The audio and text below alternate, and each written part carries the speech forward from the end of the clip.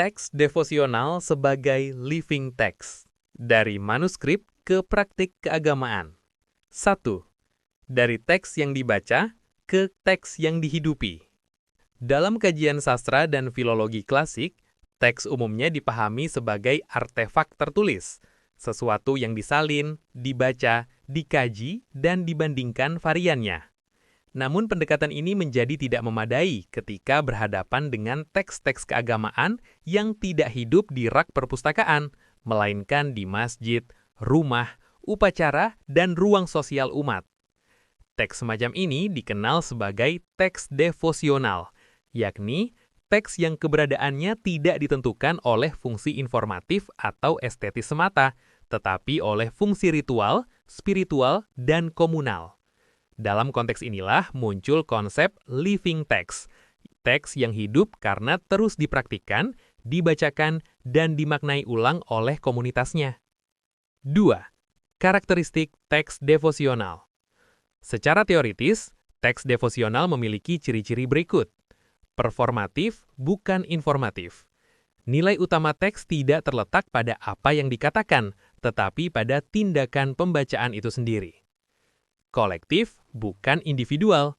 Ia hidup melalui pembacaan bersama, bukan konsumsi privat. Temporal, bukan statis. Ia terkait waktu tertentu, bulan Rajab, malam Mi'raj, Haul, Maulid. Fungsional, bukan argumentatif.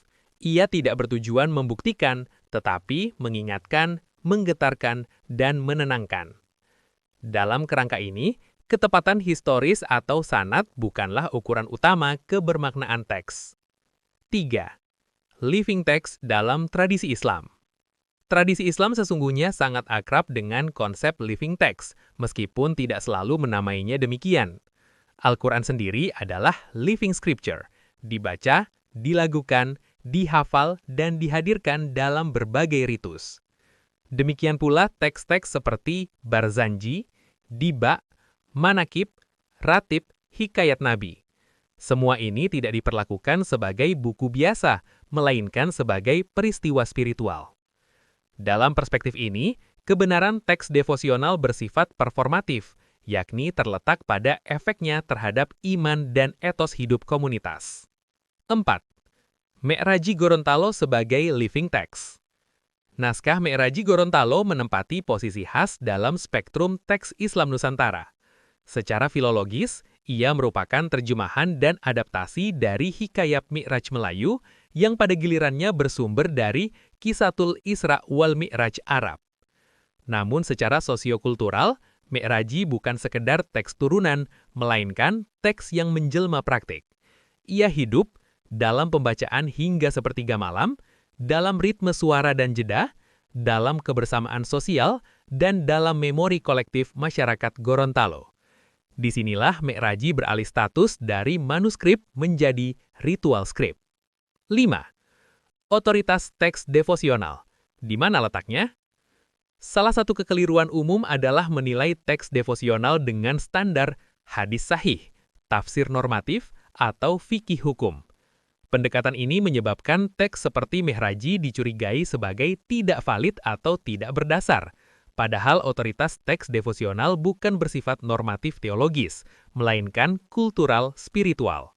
Ia tidak menetapkan akidah, tetapi mengafirmasi iman, menanamkan teladan, dan menjaga kontinuitas religius.